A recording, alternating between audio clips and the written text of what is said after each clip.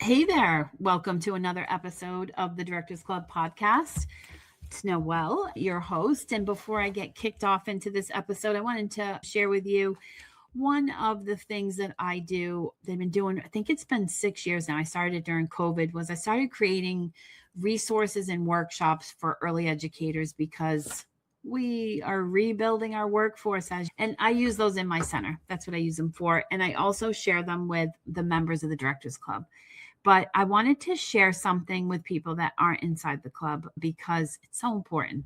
One of our biggest issues, as we all know, is classroom engagement and really getting our teachers engaged in the classroom. And when we do that, we know as leaders that the behaviors can go down. And so one of our big pushes this year in our own child care center is really reinforcing active teaching and doing a better job of explaining it, setting expectations, explaining why we do the things we do so that they get a better picture of what needs to be done. In August, I always host with my sister and I and our leadership team, we host a training, back to school type training for our team.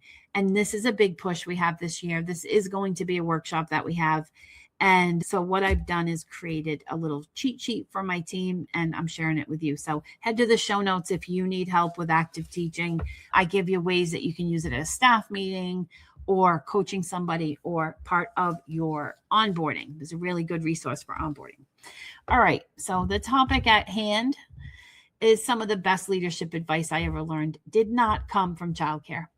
I got a lot of my leadership advice from my previous career I worked at the Bank of Boston, which is Fleet and now is Bank of America, in the corporate and investment bank. And during the merger with Bank of America, I lost my job. And that's how my sister and I became business partners with ScribbleTime. And I think it's the best combination because ScribbleTime has been very successful because I believe that we both have completely different skill sets that complement one another. She has the early ed background and I have the business background. And now 20 years later, we have taught each other so much about the other side and really has seen the success of the center. And I want to share with you how we merge these things and how you can do that as well. So one of the first things, I'm going to share 5 things with you today, that 5 little lessons I think I've learned. But the first one is what it really taught me. And I think the biggest lesson I walk out of that is that the business needs to have a strong foundation, meaning good finances or prepared, like making sure you're on top of them. You need to have good systems, policies, practices. You need to be offering a consistent service. And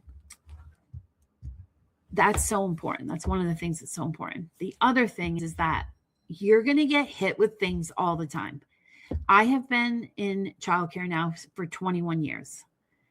A few years into my start, the jobs crisis happened. And the job market literally collapsed, and people were literally like, "I'm leaving. I got unemployed. I got laid off. It was like coming at you nonstop." But I was prepared for that because my foundation was strong, and I had a wait list, and my sister and I really worked on that wait list.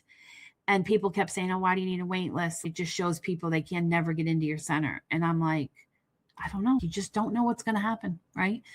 And so when that crisis hit, we were ready. And we were like, okay, let's just start offering spots. And we stayed full. And the weeks and months leading into this nasty crisis that the United States suffered was that centers were calling me and saying, "You're full. You're doing great. And I can't even pay the bills. Do you want to buy my center?" And I was like, "Why are you struggling?" I had no idea. I was so new into the field. And that is how the Directors Club came about, is because I started meeting people around the country that really were struggling with running a childcare center. So that is how it started. And so they weren't prepared when I went to them. They didn't know their numbers. They didn't, have a wait list going. They were like, "Oh, I just waiting for the phone call to come, throw the ad out." We did it in the yellow pages back then. Now you'd probably put it on Facebook. So I learned that the foundation is so strong. The second thing I learned was that you need to be flexible because you're going to get hit with those things, right? That was the crisis then. There was a payphone crisis back when I was at the bank, and I learned that payphone industry collapsed. That was one of the big industries that we lent money to. I was convinced in my head that we were losing our jobs because it was a massive number in our budget and in our portfolio. And I'm like, oh my God, the boss is going to be like, we're done. And we went into the first leadership meeting, and I'm expecting to hear some horrific news. And they were like, okay, let's shift to cell phones. And we had a few cell phone customers, so they started pushing into that industry. We then had 3 other ideas from the tech side of things they want. They were like, these 3 things are going to hit next. And we shifted and put teams on that. And I'm like, oh my God, look what's happening. And every time there was a crisis, we stopped, we talked, we looked at our resources, and we shifted. I cannot stand, and if you know me, you know this, and if not, you're going to get to know me really right now. I literally cannot stand going on Facebook and seeing people out there, crisis, like the government shutting down the money. That is a crisis, and I am behind every single one of you. Not money should never be cut from childcare. I will fight with you forever to make sure that doesn't happen. But as a coach, I shouldn't be telling you alarm bells. Oh, come to this workshop. I'm going to solve all your crisis over the money or over making sure your records are accurate so that you don't get fraud alerted, right? You shouldn't panic that bad when these crises happen. You should be prepared, right? For the money not coming in from the government. You got to advocate, be an advocate. Make sure that you understand your numbers. Make sure you have a resource for the numbers. That's what we're doing in the Directors Club all the time, is just looking at the foundation of the business, making sure that's strong. So every time a crisis hits us, we can shift together, okay? The second thing that I learned in banking was planning versus reacting. What I'm talking about, right? An example of that is I think it was in 2017, I made a commitment to myself that I was going to learn my numbers better. And not just my numbers, but accounting in general, taxes in general. I wanted to educate myself more. And I got very lucky because I got in a room with Marcus Lemos, who's one of my favorite entrepreneurs, and he's on TV.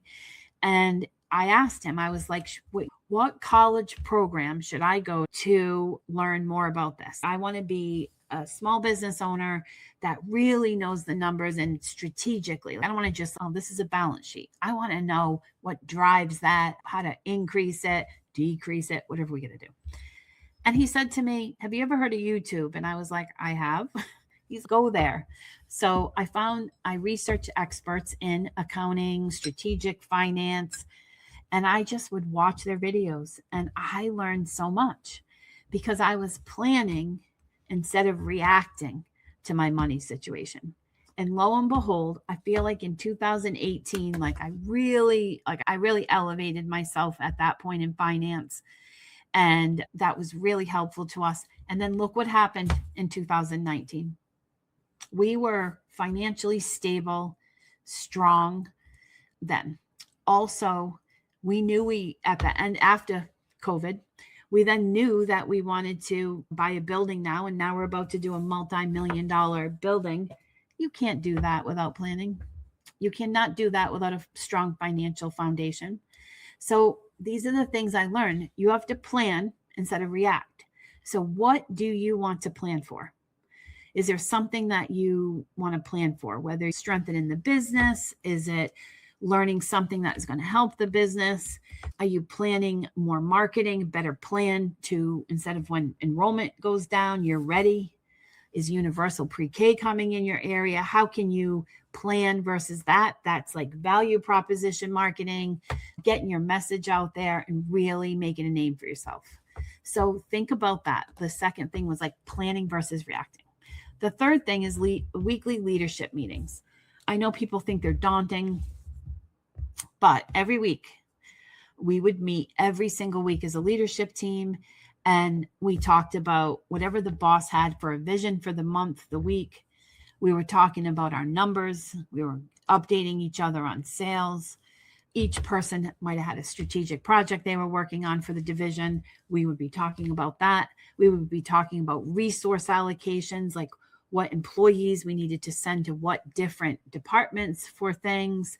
Really, it doesn't need to be like hours and hours, but a weekly leadership meeting with whoever is on your leadership team, an assistant director, a whole leadership team. It doesn't matter who it is, but have a weekly leadership meeting with them and really make sure that whoever is helping you lead your childcare center every day is on the same page with your vision and getting the support that they need too, and that you need to get things done.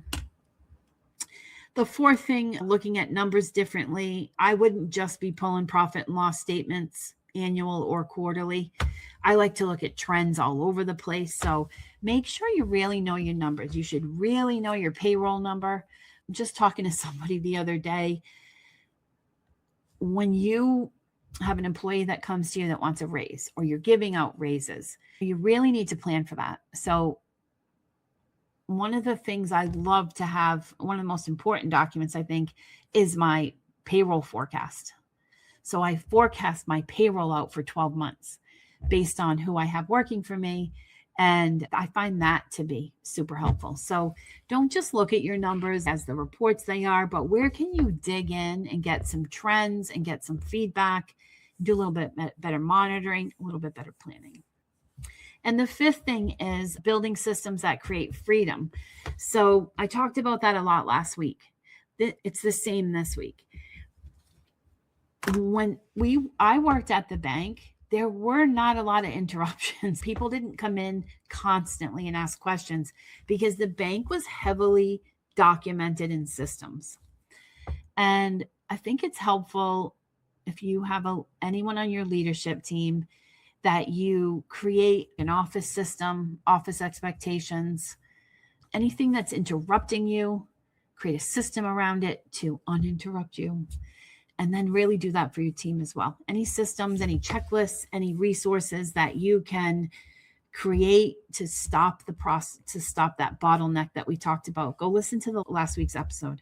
It really talked about that. So when I came out of banking and went into childcare, it's been 21 years. And really now when I sit back and reflect on all my years here in the industry, in both banking and now in childcare, I think the biggest thing I want to get out to you is that the foundation of your childcare center, the money, the systems, and the people, needs to be solid, because you can weather many storms, not all, but many, if you have a really solid foundation. And if you don't have a solid foundation, that's okay.